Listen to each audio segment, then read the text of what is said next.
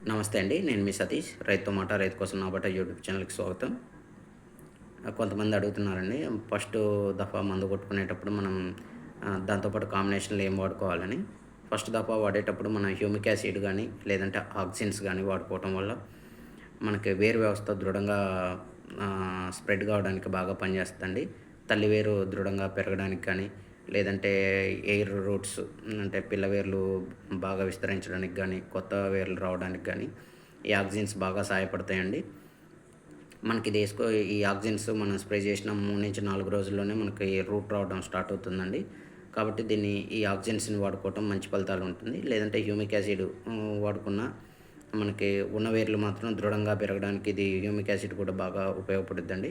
కాబట్టి రైతన్నలు హ్మ్, దీన్ని వాడుకోవటం వల్ల ఈ ఆక్సిన్స్ గానీ, హ్యూమిక్ యాసిడ్ వాడుకోవటం వల్ల ఫస్ట్ స్ప్రే అప్పుడు మంచిగా వేరు వ్యవస్థ వృద్ధి చెందడానికి బాగా ఉపయోగపడతాయండి.